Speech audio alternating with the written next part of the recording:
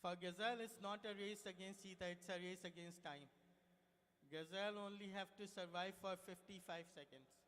That's why it doesn't try to run faster than cheetah. But the gazelle try to dodge cheetah to break its motion. You know. These are the lessons we can learn from both gazelle and cheetah. Sometimes the musibat comes like cheetah toward us.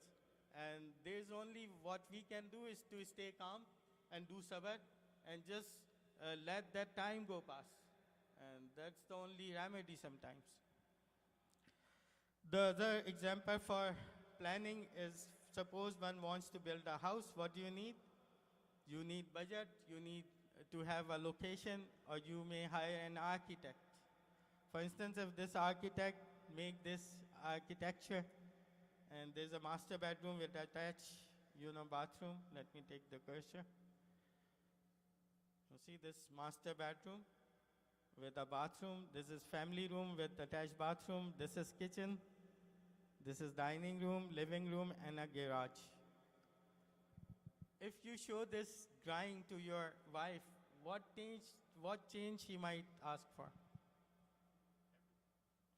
Maybe everything. What is very obvious change that she may like? Bigger kitchen.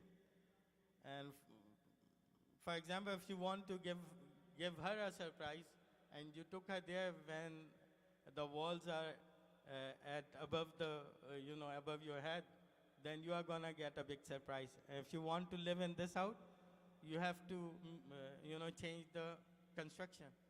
And what we are gonna lose in that condition?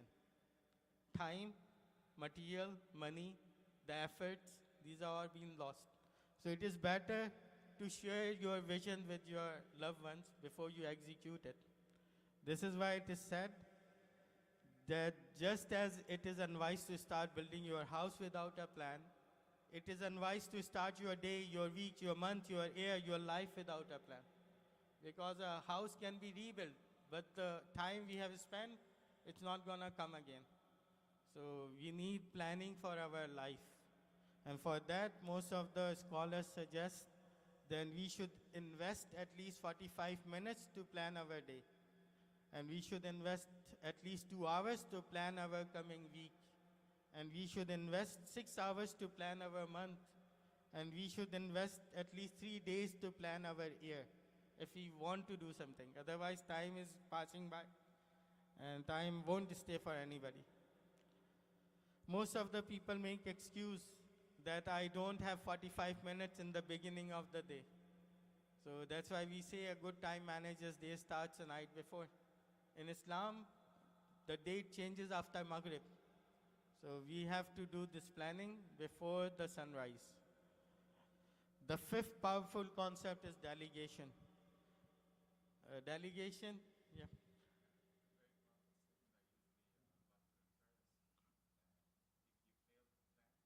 It's a perfect plan for failure. Yeah. If you fail to plan, then that's a perfect plan of failure. That's a very known saying. What does delegation mean? To assign a task to someone else. And most of the people take it negatively, that you are giving your task to others to do. But this is actually growth, not only individuals' growth, but all the organization growth. And delegation needs teaching and training prior to delegating that task to somebody. One of its example is that you teach your children to drive when they become of a right age. I did it to my sons, but you have to take a big burden teaching them how to drive. Your blood pressure goes up, and sometimes you get angry, you get annoyed, and all the initial some days, whenever your child is driving, you are at the age of your chair, and before he can, push the brakes, you are doing it yourself. It's a hard time teaching others, but that hardship will relieve you at the end. And this delegation is called return on time investment. Once your child learn how to drive, then you don't have to drive anymore. And you can give that driving task to your child and you can save your whole time. So this is called delegation, but doing delegation, what to delegate? Some book says don't delegate hiring and firing authority and don't delegate money tasks. But this is not correct. We can delegate whatever we can, but we only delegate tasks. We should remember the responsibility cannot be delegated. If some task is given to us, we are responsible for it, even though we have delegated that task to somebody else. So we only delegate task, not responsibility. Like if we have taught our children how to make roti, and there are people coming to visit our home, then mother sometimes delegate different tasks to their children. Like if task is not done, then responsibility is up to whom? Remain on the mother. Whom to delegate? The easiest one to delegate are subordinates. They are there to help you. There are many helping hands around. We only have to look for them.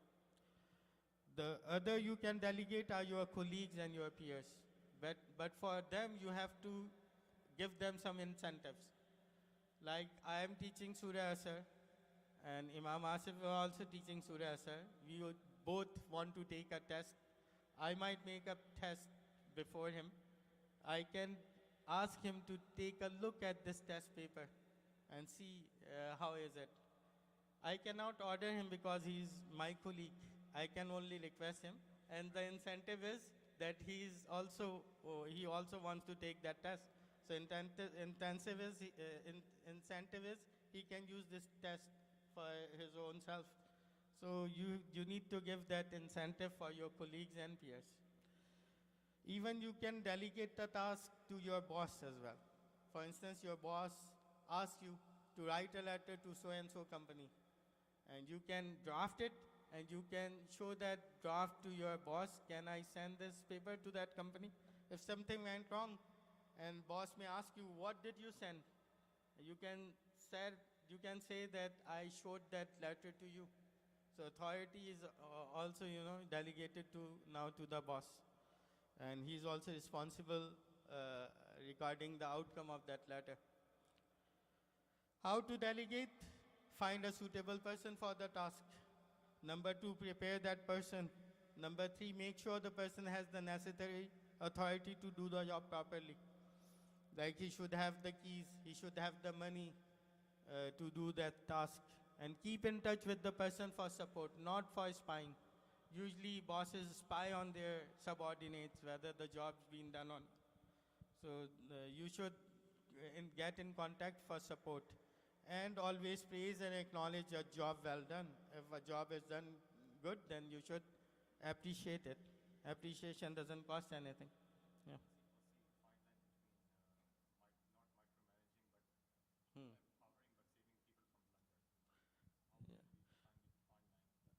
You shouldn't be delegating like a goofer's delegation. Yeah, you should not be going into details of minute things. You should give a task and you should convey what results you want and then let them do it. And you should be there for help and support. If they find any trouble, then they should always come to you. So Alhamdulillah, we have managed to learn some powerful concepts. These are tool versus substance, in which we learned that every job requires tool and substance. And you can do the job with even weaker tools if you have a higher substance behind it. And we learn to set goals. Goals are big ambitions that one should have for his life. And number 3 is we should have a level of organization. We should know where the things are kept. And important things are where to get them. And number 4, we need to plan our activities. And number 4, we need to teach people and train people so that important tasks can be delegated to them.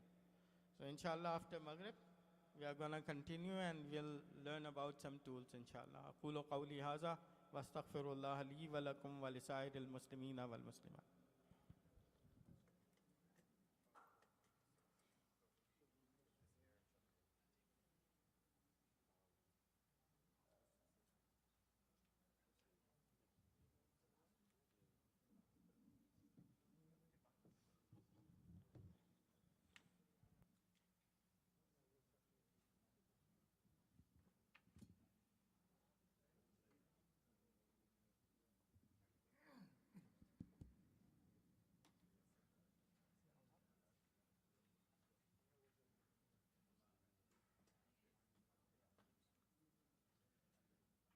أكبر الله أكبر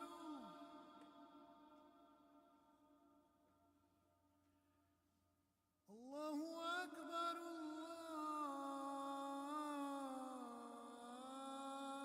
الله أكبر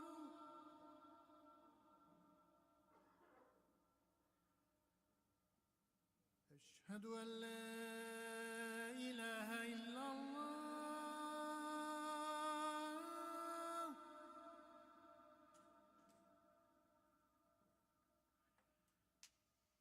أشهد أن لا إله إلا الله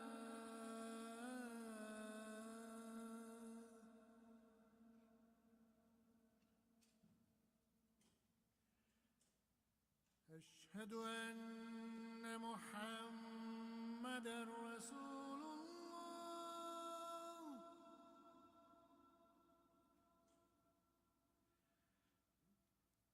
أشهد أن محمدًا رسول الله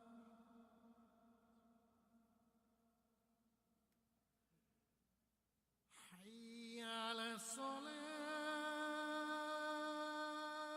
الصلاة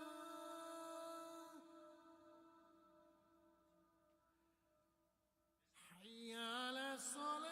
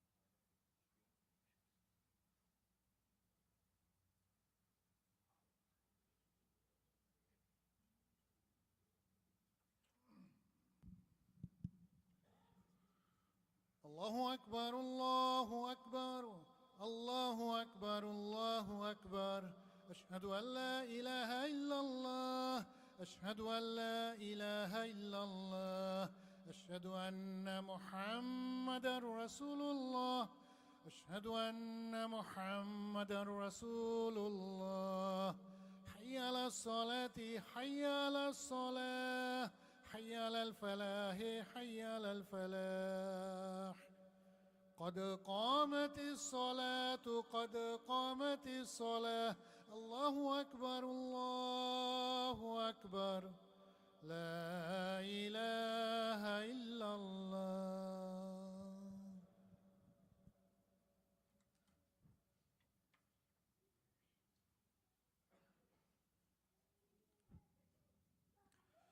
الله أكبر.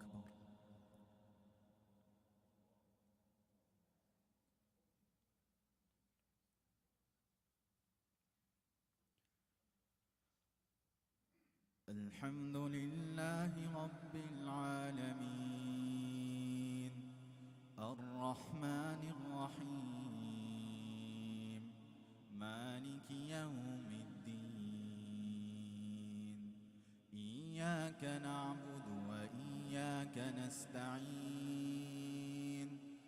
اهدنا الصراط المستقيم صراط الذين أنعمت عليهم غير المغضوب عليهم ولا الضالين.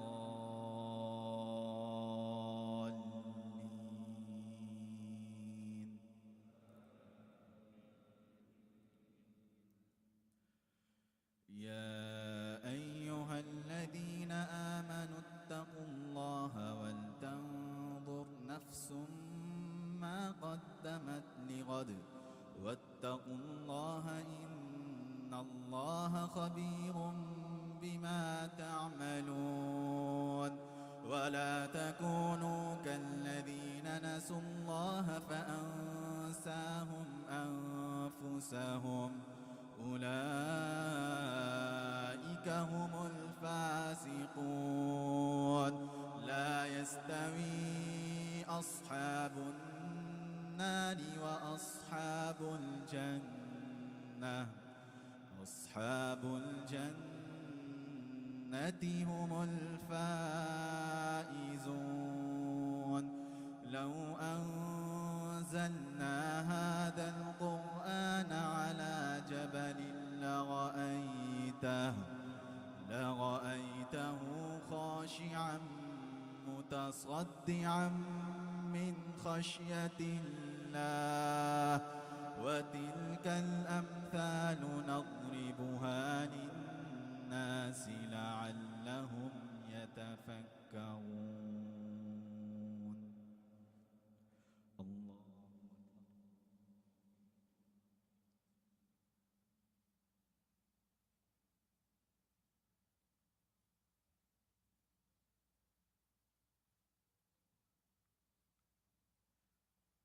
سمع الله لمن حمده. الله أكبر.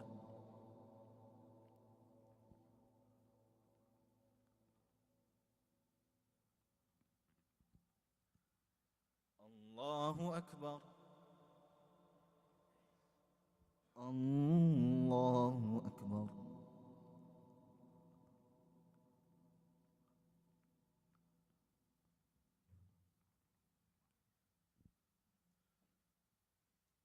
الله أكبر. الحمد لله رب العالمين الرحمن الرحيم مالك يوم الدين إياك نعبد وإياك نستعين اهدنا الصراط المستقيم صراط الذين أنعمت عليهم غير المغضوب عليهم ولا الضالين.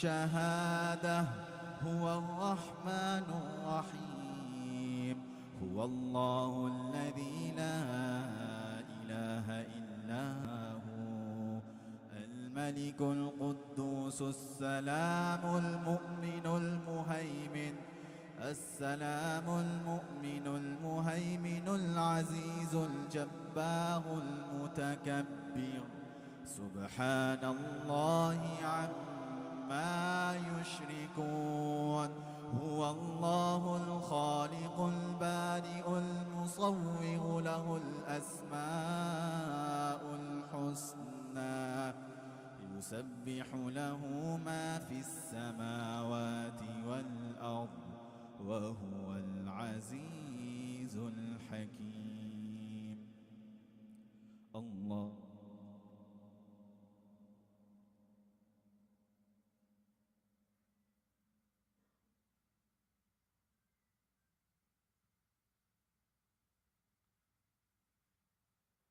سمع الله لمن حمده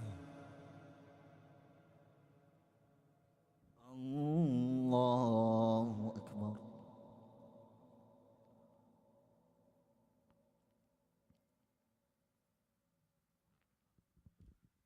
الله أكبر الله أكبر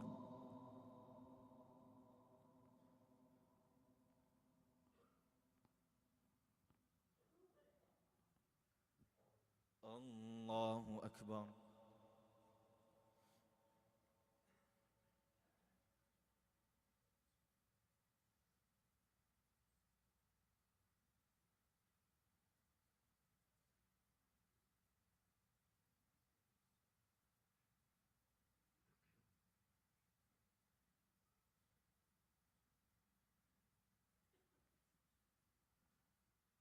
الله أكبر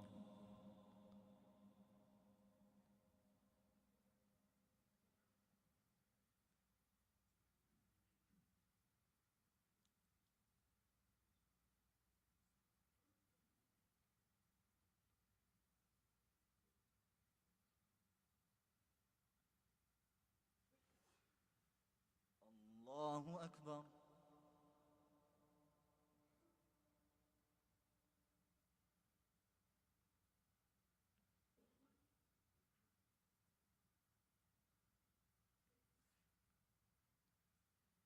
سمع الله لمن حمده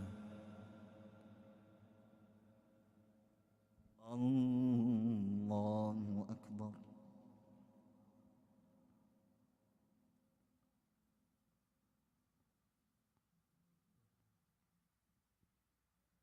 الله أكبر الله أكبر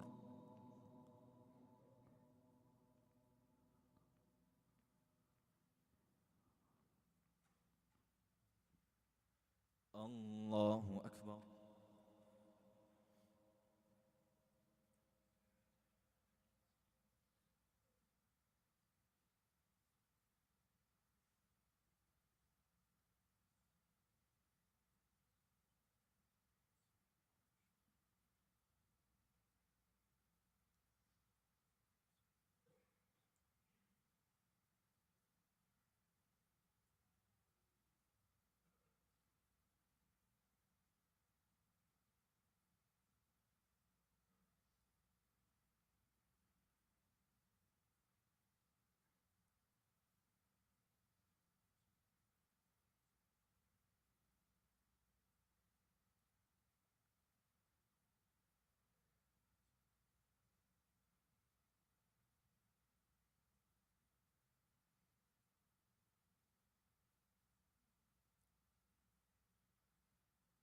السلام عليكم ورحمة الله السلام عليكم ورحمة الله الله أكبر استغفر الله استغفر الله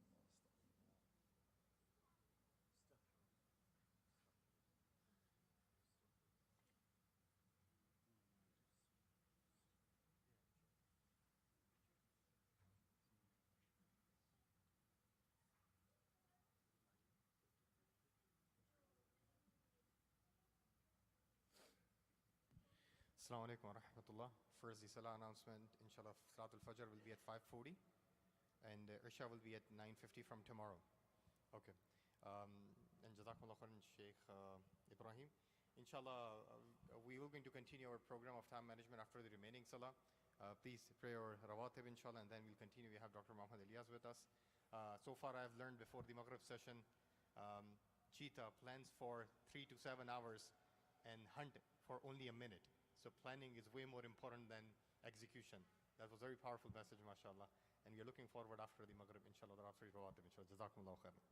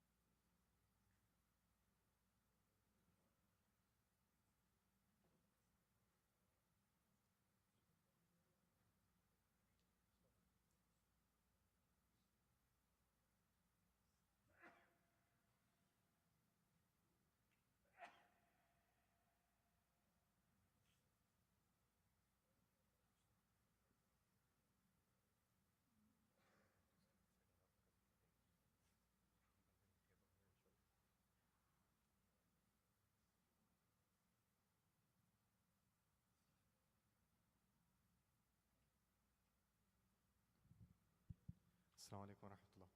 Brothers, if you can give this space, Sheikh Lacy, if you can give this space, inshallah, for setting up the table, inshallah. And brothers on my left, if you are done with your salah, you can move towards my right, inshallah. Jazakumullahu khairan. And those who are praying Awwabin or Salatul Taraweeh, they can go into the social hall. Jazakumullah. Jazakumullahu khairan. Don't ask me about the hukum on Salatul Taraweeh.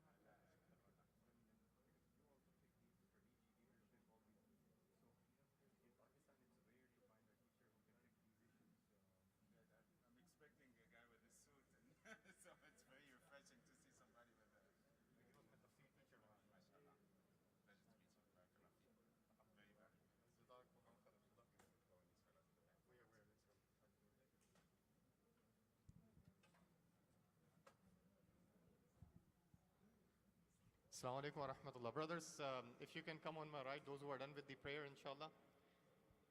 Jazakumullahu khairan.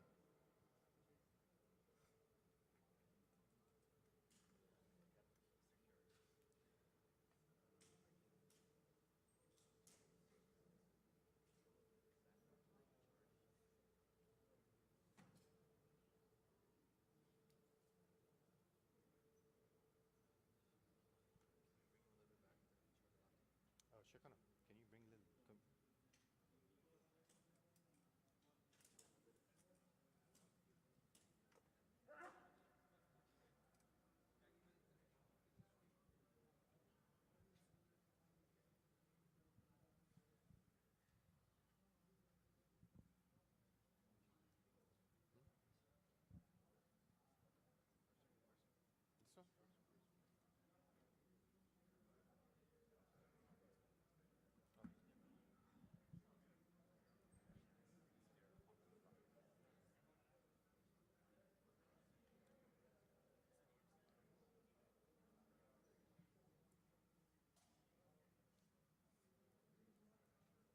Yes, sisters, you can come now. Divider is set. Jazakumullahu khairan.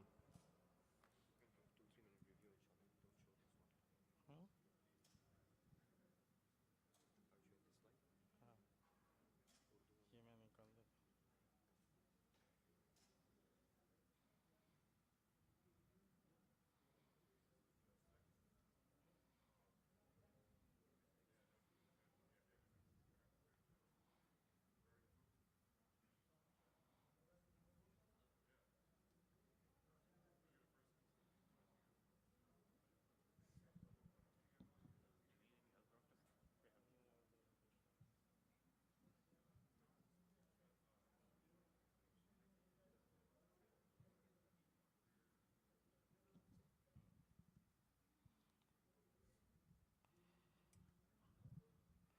Assalamu alaikum wa rahmatullahi wa barakatuh. Bismillahi awwalahu wa akhirah. We were talking about time management, and we learned that time is a period between two events. And if we talk about our lives, the two big events are our birth and our death. And in timeline, we can see only two periods. One is called past, which is gradually increasing, and the other period that we can see is our future, that is gradually reducing. And our destiny is death, and we, with this ticking clock, we are coming closer to our death. Or whatever we have to do, we need to do in this time that we have. And this present period is maybe thinner than this line that we are seeing. But we live in present, and we experience this life in present. If we can use that moment of present righteously, then we can succeed in this life and hereafter. We have learned that for time management, we learned 5 powerful concepts. The first one was tools versus substance. We learned to do any job done, we require tools and substance. Tools are things that you can do for that job, and substance is the reason and your efforts and your motivation and your consistency behind that subject. And we learn even with the weaker tools but a higher substance, one can achieve good, one can do good jobs. The second concept was to have big dreams in life. And these dreams are those that won't let you sleep. And these are called burning ambitions. So Muslims should have good, big, burning ambitions. And third thing we learned is to organize ourselves. We have to have some level of organization in our life. And fourth, we learned planning before doing any job. And we learned with an example of cheetah, that cheetah plans from 3 to 7 hours, and execution is within a minute, 55 seconds. And fifth concept we learned is delegating tasks. We should teach other people so that they may become our helping hands. And so we can delegate tasks to them. Through delegation, we can save 100% of our time. But before delegating, we need to teach them and make other people skillful. Now we are going to talk about 5 time management tools. And the most important is the prioritization tool. And then we're going to talk about a notebook, to-do list, schedulers, and lastly, roles and goals planners. These are tools that we can use to manage our time.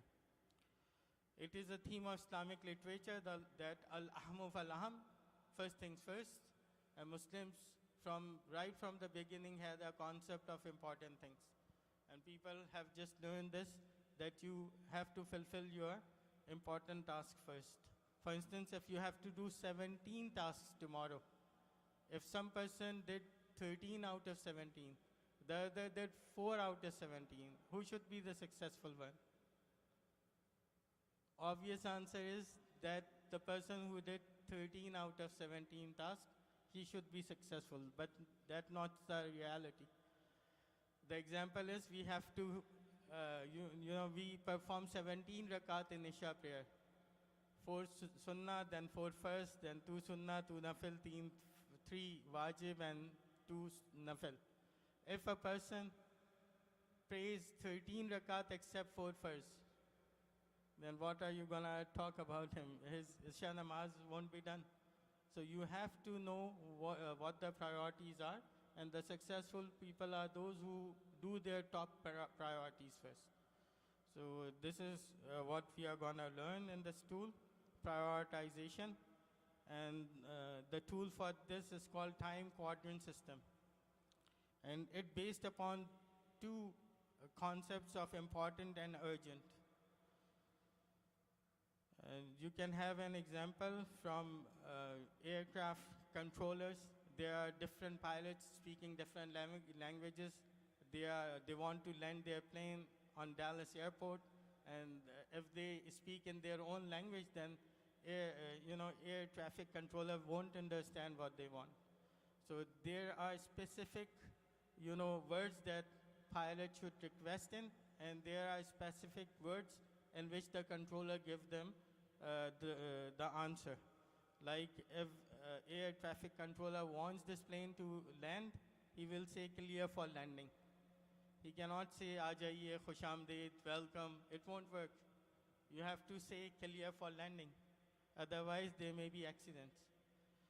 Similarly, if the pilot wants to take his plane away, he needs to ask permission from the air traffic controller. And the permission is given in this world, clear to take off. If you say goodbye, Allah Hafiz, it won't work. So you have to speak these specific words. So this is called connotation. And this is same in Islam. If you look up the word salah in dictionary, it will say iqdam ila shay, iqbal ila shay, to move in certain direction. But this is not what salat connotative meaning. The worship to Allah subhanahu wa ta'ala, where you do qiyam, ruku, and sujood. This is what salat is. The Som's literal meaning is abstinence. But the connotative meaning of Som is to keep fast from Fajr till Maghrib. So the connotative meanings comes from Hadith. That's why one person cannot just understand Quran by dictionary. You have to know the Hadith and Sunnah of the Prophet. Otherwise, you won't be able to learn Quran. So similarly here, in time management, important means any action of yours that takes you towards your goals or objectives. If this action is taking away from your goals or objectives, it's called not important, unimportant. And importance is different in different organizations. In one organization, it may be increase in sale. That may be important for them. In another organization, a quality may be important for them. So the whole team have to be on one page, what is their understanding of importance. For us, we should take it as every action that pleases Allah will be important in our life. And any action of ours that displeases Allah will be unimportant for us. So what is the definition of importance for a Muslim? Any action that pleases Allah is important for us. Yeah, I'm going to give a lot of examples soon. Urgent means any action of yours that cannot wait, and if delayed will lose its relevance, like a ringing phone. If you don't pick up the phone on time, you won't be able to talk to the person that want to contact you. So there is urgency, and you cannot, delay it further. So this is called urgent, something that should be done on time. Among these two, we can, divide all our action into 4 quadrants. All our actions which are important and urgent are called quadrant 1 actions. All our actions which are important but not urgent are called quadrant 2 actions. And all our actions which are not important but urgent are called quadrant 3 actions. And all our actions which are not important, not urgent are called quadrant 4 actions. It seems complicated, but it's really simple, and we can learn it, inshallah, in few minutes. You can also present it like that, in which you can see quadrant 1 and quadrant 2. These both activities are important, but the difference is quadrant 1 activities are bound to time. They are urgent, and quadrant 2 activities are not bound with time. You can do it anytime. Similarly, quadrant 3 and quadrant 4 activities are not important. They does not pleases Allah. But quadrant 3 activities are those which have bounding with time, and quadrant 4 activities have no bounding with time. All good deeds which are bound with time are called quadrant 1 activities, like praying on time. And all those good deeds which you can do anytime are quadrant 2 activities. I'm going to go through some examples, so we'll inshallah soon understand. Praying on time, it's a quadrant 1 activity. Why? Because it's timely bounded, and praying leads us to the pleasure of Allah. So if the Zohar prayer is at 1:45 in this masjid, is it? And we reaches here at 2:15, what's going to happen? We'll miss the Jama'ah. And what's the loss we are going to get? We miss the sawab of praying with Jama'ah. So if you miss a quadrant 1 activity, you lose something. And if you want to just make 2 rakat shukrana, you can do it anytime. What sort of an activity would it be? It has no bounding with time. 2 rakat shukrana namaz, you can do it at any time. So it will be a quadrant 2 activity, which is not bounded with time. The other example is responding to an accident. Would Allah be pleased with us if we respond to an accident, we help people who are suffering in that accident? Yes. Is it urgent? We can go home and come after having lunch. So it's urgent as well. That's why it's a Q1 activity. Taking life-saving drugs, this body belongs to Allah. If we take good care of it, Allah will be pleased with us. So, and it's urgent. You can miss a life-saving drug. That's why it's called Q1 activity. Donating blood when a friend is in need. It's something that Allah pleases, and it's urgent. If you are donating blood when no relative or friend is in need, but you just want to donate blood for somebody who can use it, so what sort of an activity would it be? Yes, Q2. Q2 are those activities which are good but not timely bound. Okay, so we don't have much time. Performing Hajj, if it is your first Hajj and you become eligible for Hajj, then you have to try immediately. If you delay it, then this is, it's like keeping away from the order of Allah. But if it is your second Hajj, you can do it anytime. It's not necessary to do it in the same year. So you can do it after 2 years, after 3 years, but it still pleases Allah doing second Hajj. But that activity will call as Q2 activity because it's not timely bound. So these activities are called Quadrant 2 activities, which are important but not urgent. Day-to-day routine activities are Q2 activities. We should check engine oil and the water in the radiator, but if you miss one day, it won't really matter. We should dust our house daily, but if you don't dust one day, then it doesn't matter. So these routine activities are called Quadrant 2 activities. Upgrading one's education, exercising, taking a vacation, savings.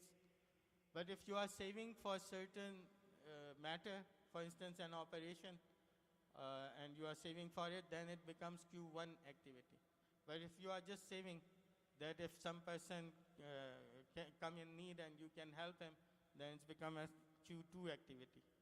Routine medical checkup. If you are sick and you are seeing a doctor, it's a Q1 activity. But if you are over 50 and you frequently go for a general body checkup, then it's called Q2 activity. It's good, but it's not urgent. But if you delay Q2 activities for certain time, then it may produce several Q1 activities.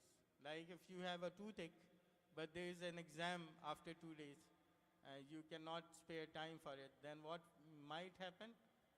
While you are giving exam, your tooth aches, then you have to go and see a dentist at that time. It might cost you a year or a semester loss. So it's better to do Q2 activities as well. You cannot just postpone them for very long times. Quadrant 3 activities are urgent but not important. Some of the examples are responding to a wrong phone call. For instance, if I am expecting a call from a sheikh who is not added in my contact list, I might pick up a phone which is a person who tries to sell something to me. I don't want to buy that thing. So it's responding to a wrong phone call, but you have to respond because you are expecting a call from an unknown number. Similarly, responding to a false alarm, like somebody smoking and it turns on the fire alarm. So everybody have to evacuate, and this all time is wasted for nothing. Attending to an unexpected guest comes in this region. We should have an appointment first before visiting our brothers. We should not become a Quadrant 3 activity for them at their busy time. We go and ask them to give time to us. Watching a particular TV program or watching Netflix, that's waste of time, but a particular program is bound with time. So it's not good, but bounding with time, it's called Quadrant 3 activity. Similarly, watching a live football match, you can watch recording, but live match bounds with time. It may be a Maghrib azan being said, and the person is busy in watching football match. So it become Quadrant 3 activity. Similarly, Quadrant 4 activities are those which are not urgent and not important. Watching Netflix, it wastes a lot of time. And Allah doesn't pleases watching these movies. Listening to music, does it pleases Allah? Is it has bounding with time? No. So that's a Q4 activity. Sleeping as a hobby. One should sleep at home, not in the class.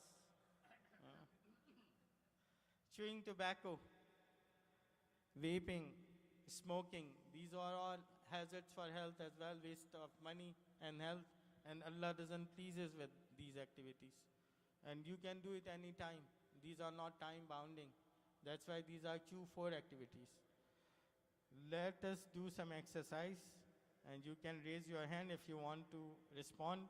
Responding to parents when they call you. What sort of an activity it will be? Why Q1?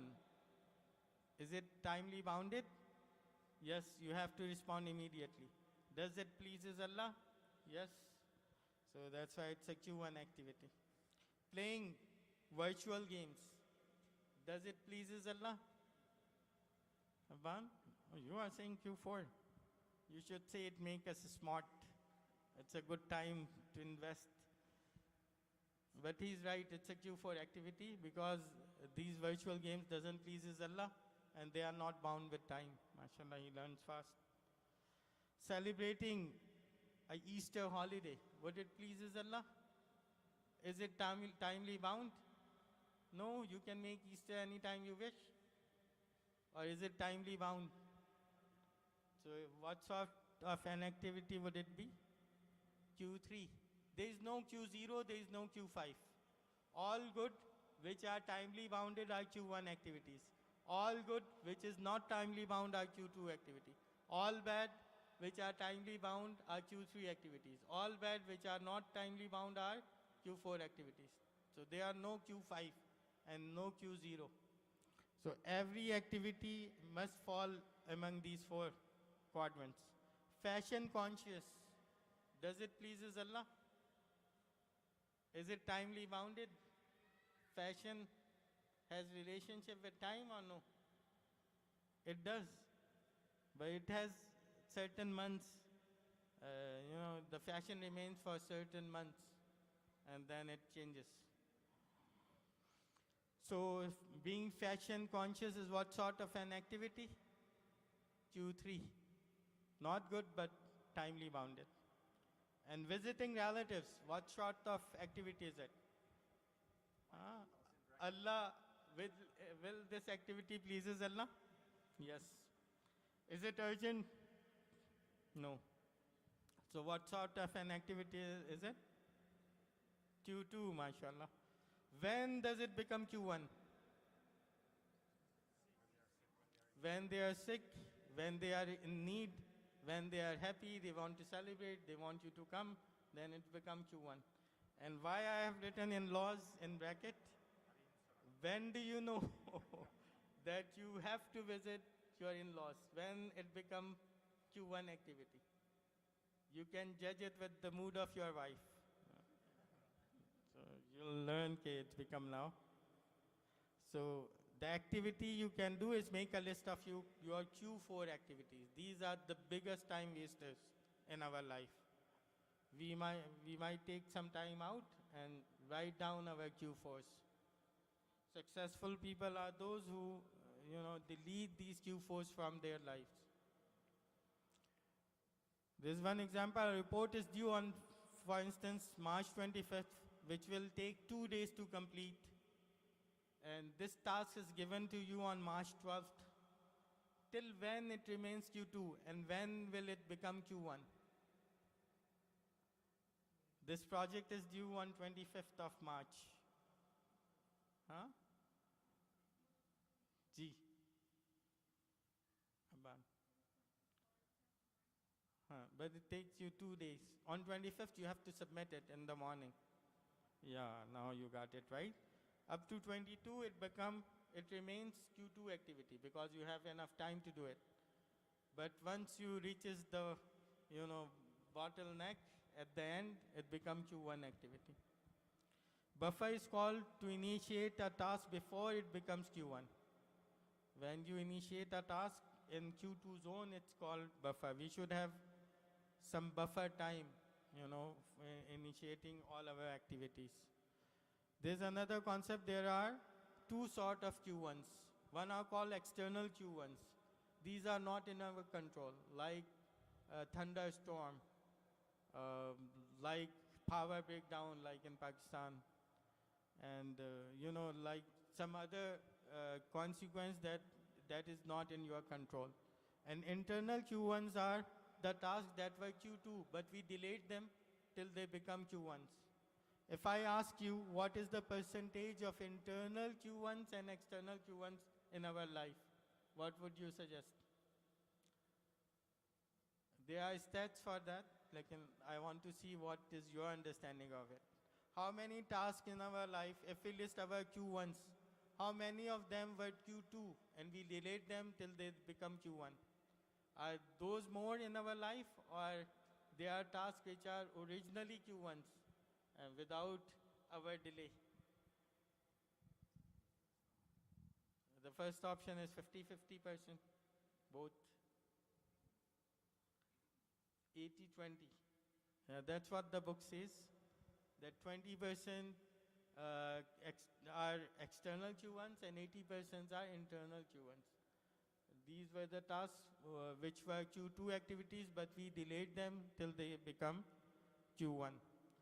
There's one law called Murphy's Law, which says if something can go wrong, you should plan your activity as that will go wrong. The example is hiking. The person at a lower level is holding the hand of a person who is at an upper level. What can go wrong? Their hand may slip. What is their backup? The rope that's behind them. So you have to have a backup to do something, to get it done. Like in some countries where there's power problem, we used to have generators for electricity backup. If the electricity stops, then we can use generator. So what are the relationships of these quadrants? The people who remain in Q1 are crisis and stressor-driven people. These are the students who cannot study in the beginning of the semester. Even if they try to study book, they fall into sleep. Their eyes will keep open when the exams are near. They start studying at the end of the semester. Q2 is the most productive zone. The successful people, they spend their life in Q2 zones. Q3s are time robbers. There are robbers for every expensive thing. And Q3s are time robbers. They are not in our control. And Q4s are the time killers. In one book, it's rightly said that killing time is not a murder, it's a suicide. Because time is life. If we kill time, we are killing our life. But these Q4s are in our control. So Q1 are problem-minded, high-stress workers. They only work when they are stressed, they are being yelled upon, or they see the severe consequences ahead, then they start working. The most productive zone is Q2. These people are prevention taking or relationship builders, opportunity seekers. These are people whose life steering are in their hands and they drive away fast. Q3s are those people who spend their life in Q3, they are victimized. They have very shallow relationships. And they think that hard work doesn't lead you anything. Because they are always working on Q3s and Q4s, which are not going to yield them to success. Instead of working on Q2 and Q1, they always work on Q3. And Q4 people are highly irresponsible people.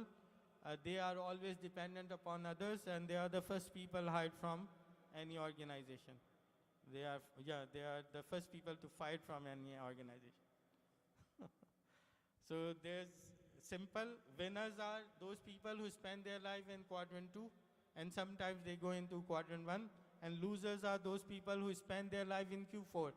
These are tiny to do tiny fun things like watching movies, listening to music, doing fun, doing rebirth, gossip. They all fall in Q4 and Q3. So Jannat is covered with hardships, and Jahannam is covered with khwahishat, your wishes. So it's our choice what result we want. So the successful people spend their lives in Q2s. That's what we want our lives to be in. So we have learned that there are 5 concepts and 5 tools for time management. There is saying of the Prophet sallallahu alaihi wasallam that min husnil islamil mar'i tarkuhu ma la ya'ni. The quality of a person's Islam is to give up unnecessary things. So these are the people who exile, who can do big things in life. Not even they are keeping away from sins, but they are keeping away from time-wasting things. So what are the general handling of quadrants? Q1 are crisis, and Q2 the most productive zone, Q3 are time robbers but not in our control, Q4s are the only things that are in our control, and we should make a list of our Q4s and we should eliminate them. From here, time management starts, eliminating your Q4s, and the time you have, like in social media, most of the stats are, usually people spend 6 to 8 hours on social media. If we can cut this time in half, we can still save 4 hours. If we spend 4 hours in Q2 quadrant, then our Q1s will increase or decrease. We learned that 80% of Q1s are used to be Q2s, and we relate them and they become Q1. So we save 4 hours from Q4, we spend those hours in Q2.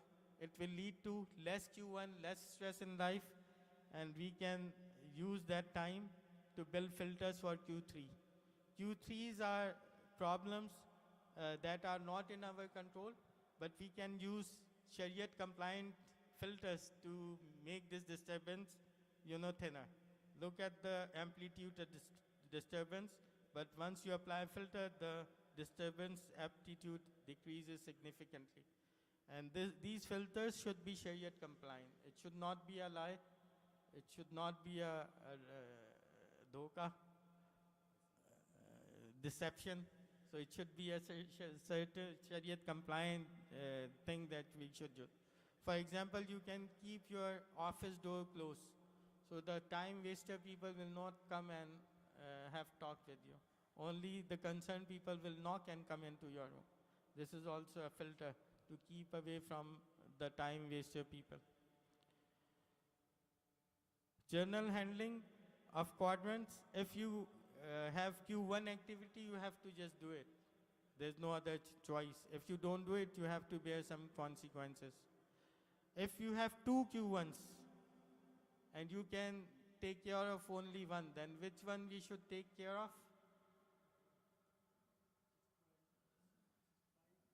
That brings you closer to your priority, or that causes more damage? You should, like if one have dropped his wallet in the middle of the road and there's traffic coming from the other side, either he should jaywalk and pick up his wallet, or either he should save his life.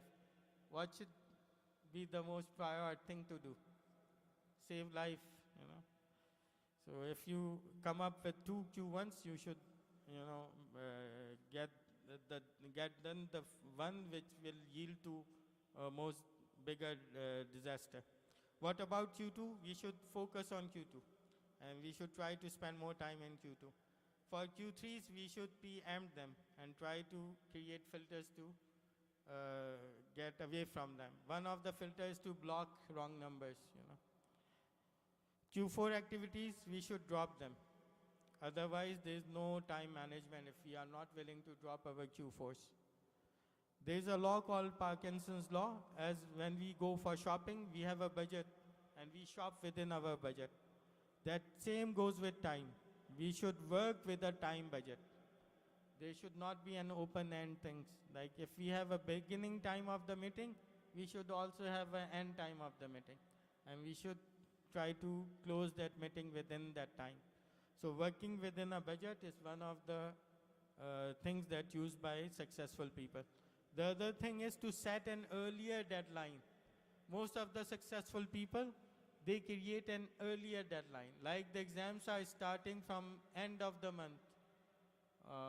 But the successful people pretend that the exams will start at the middle of the month. So they prepare themselves few days in advance.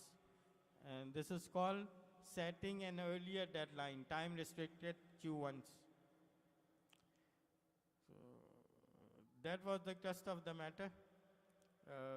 The other tools I'll just go through because we don't have much time. This is called notebook method. One should record all his promises, all his goals in one place, so these can be met.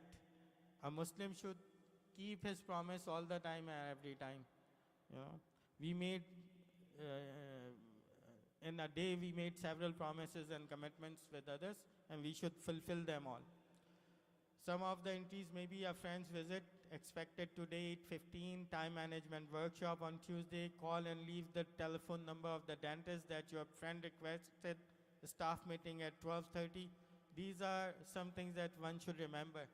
And once you make your schedule for the next day, you should incorporate all these items.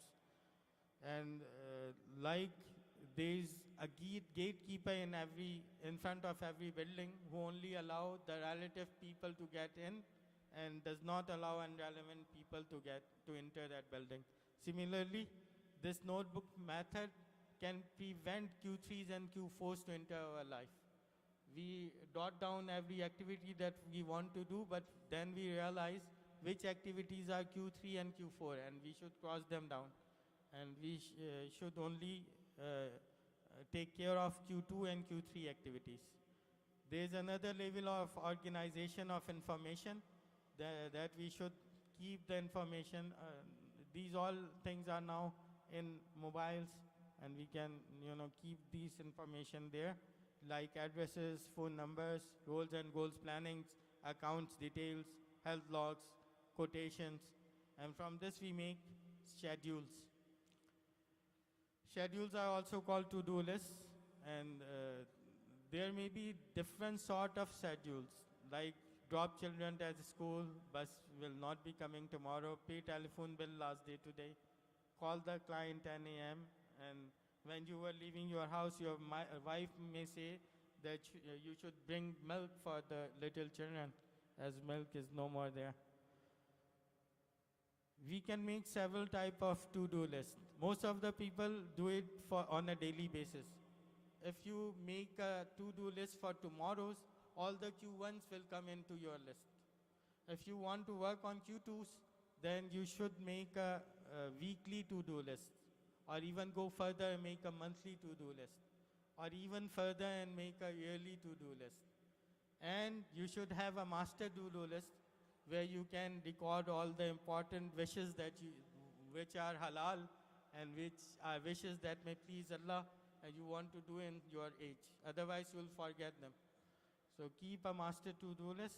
Like you can say that I'm not a hafiz, I should be a hafiz. So this should be written in master to-do list. And when you are making yearly to-do list, you can incorporate that I will his one para at least in this year. So you may be able to memorize whole Quran in 30 years then. Similarly, when you are making your monthly to-do list, you should open your master to-do list and yearly to-do list to make your monthly to-do list. Another tool is called daily schedulers. This tool is used by people who are, who are having many appointments with different peoples at different times. So once this tool is used so that you may not forget the appointment you made with others.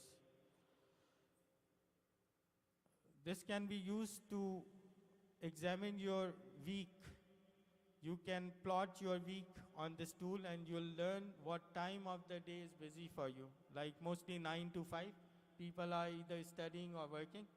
But the same tool will tell you which time is vacant in your life.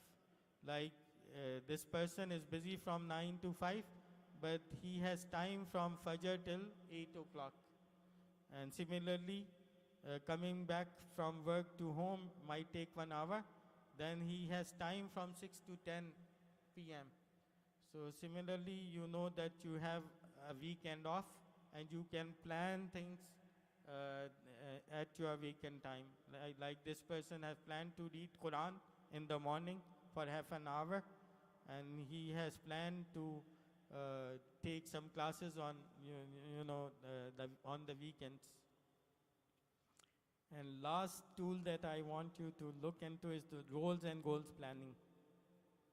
These are planners. We have different roles. Like at work, we may be boss, colleague, subordinate, business developer. At home, we may be father, son, brother, husband, neighbor. Or for our sisters, they may be mother, daughter, wife, sister.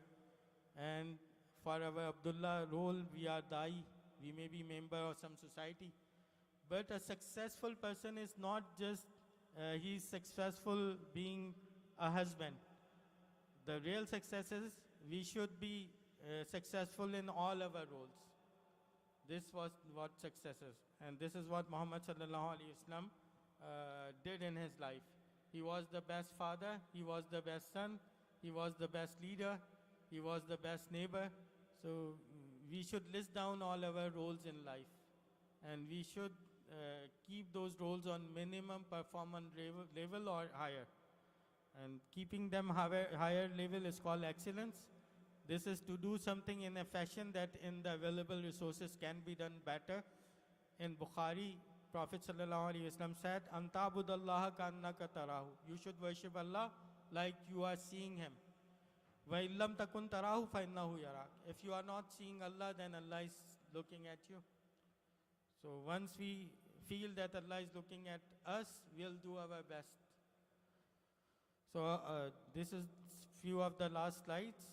The tools to move you into quadrant 2 activity. How much time I have? 10 minutes, okay.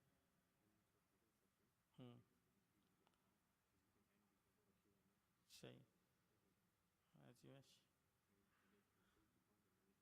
Okay, inshallah. So there are 4 things we can do to keep our lives in quadrant 2. One thing is identify our roles. Number 2, select goals for improving each role. And then we can make schedule for those tasks. And number 4, daily adopting that plans. For instance, we may have different roles, like a role of Abdullah or Amatullah, and we may be son or daughter. Similarly, we may be student, and there's a role of a spouse. What 3 things we can do to improve our Abdullah role? We all must be performing our farais, but something more than the farais.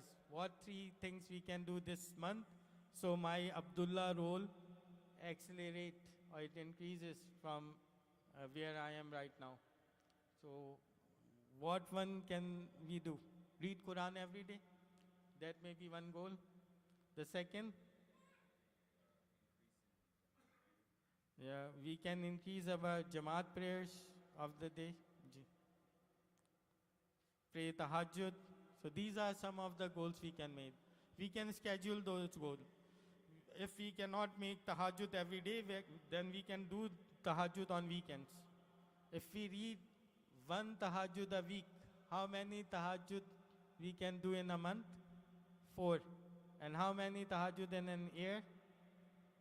52. So it's better than 0. So then you start increasing them. For instance, if you want to take care of your student role, your first goal may be reading a 400 pages book. That may be your one goal. Second, make notes. Third, writing skills. And when you take them down to week level, then you have to read 100 pages a week, 4 weeks a month. And when you bring it down to daily schedule, it will be like 14 and a half pages to read. If you stick to it and you show discipline, then you can finish a book of 400 pages in 1 month.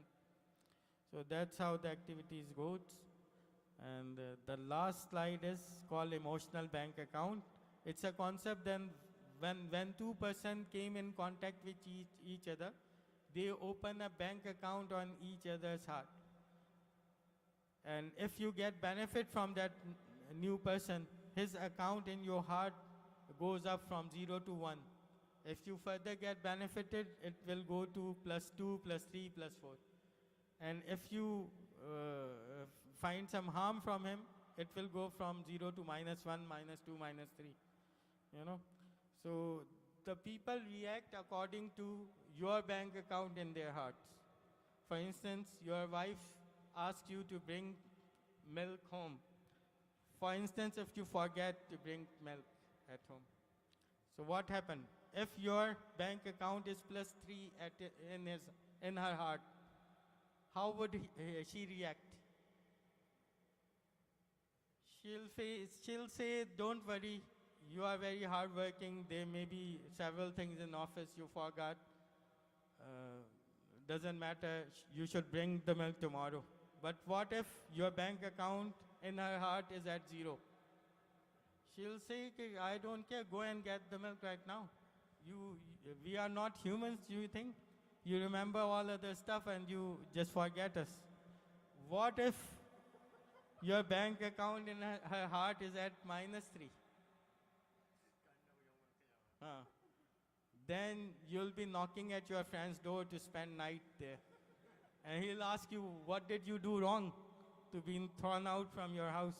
And you'll say, I didn't bring milk home, you know. So it's the same thing, but it depends where your account is. So it is suggested we should keep our emotional bank account at a higher level. So we are all gonna make mistake, but if we are at a higher level, then it won't hurt. But if we doesn't care and our account as a low level, then the small things will make big problems for us. جزاكم الله خير أقول قولي هذا وأستغفر الله لي ولكم ولسائر المسلمين والمسلمات. Jazakumullahu khairan, Shaykhana. The course last time I attended in 2004, I learned so much, mashallah. But today, mashallah, you have updated a course a lot, Shaykhana. Mashallah, mashallah, mashallah. And that's why, mashallah, today I've learned so many new things, mashallah.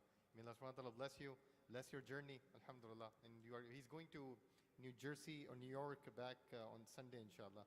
MashaAllah. So we have 3 minutes before we can have Q&A, inshallah. Maybe one brother or one sister, inshallah. If you have any questions, inshallah, you can ask the Shaykh before we can prepare for Salat al-Isha, inshallah ta'ala. Any question from brother's side?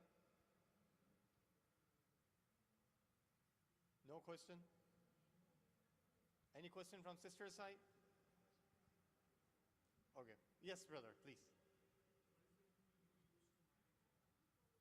What is the tool you use to manage your time? What are the tools? Your phone or These usually planning is a concept, it's not a tool.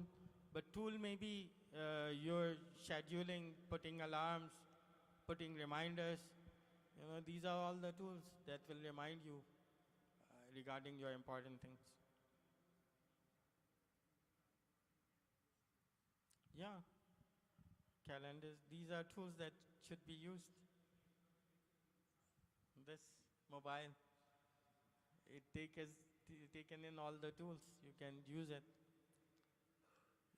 But what people are lacking are, they don't plan their lives, you know. Life is taking them, time is getting away from them. They don't have plan for life. So the golden or master skill of success is making big plans. There where we lack. Once you make plan, then only reminders will work. Yep.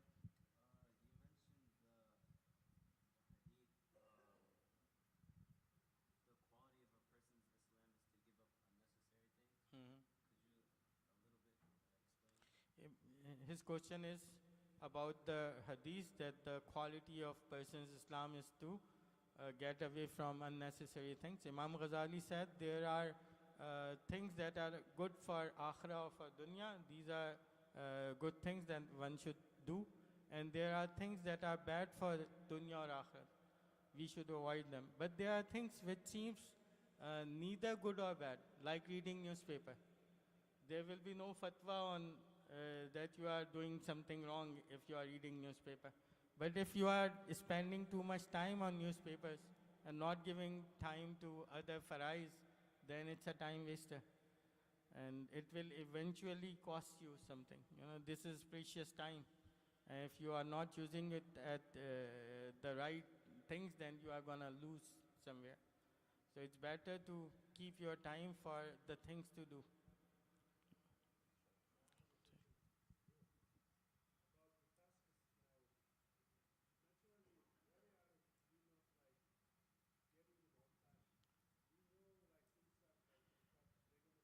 Yeah.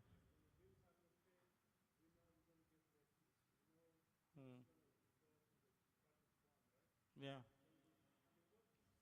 This is called procrastination. Yeah, yeah. Yeah. To overcome it is to get motivated. Once we read Quran and Hadith with understanding, we get motivation. that how big nama are there in Jannah and how unworthy this world is. So that will make you motivate. Getting knowledge, awareness, that will give us motivation. The higher our motivation, the higher effort we'll do, and the higher discipline will show.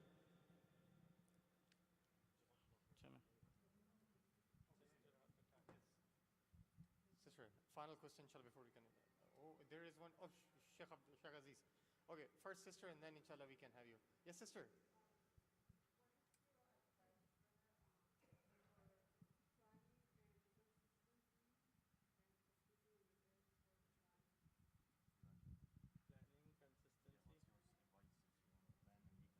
My advice is to plan.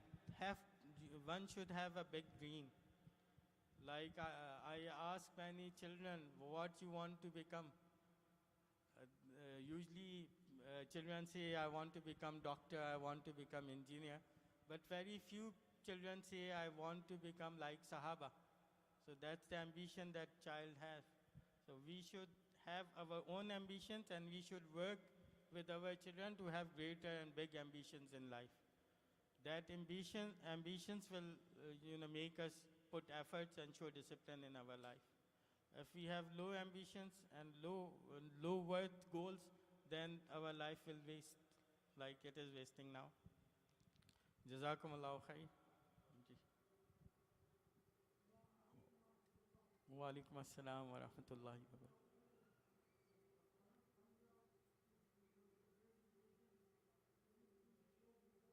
Yeah, you can have this presentation. I'll give it to you. $10. The last thing is, what if you know that your bank account is -3? What can you do to make it +3 in your wife's heart? You can do it. How?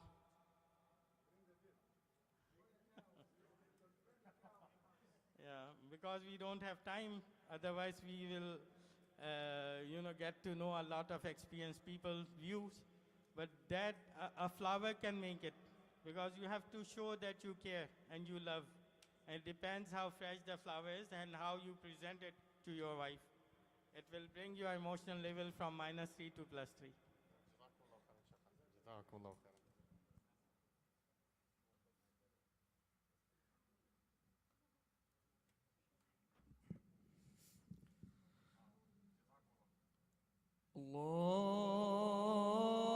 الله أكبر الله أكبر الله أكبر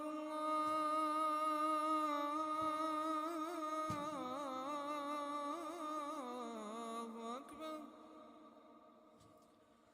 أشهد أن لا إله إلا الله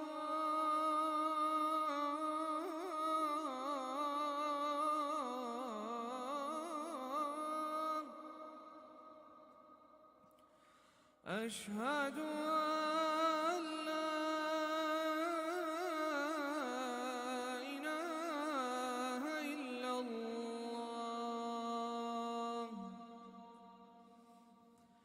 أشهد أن محمد رسول الله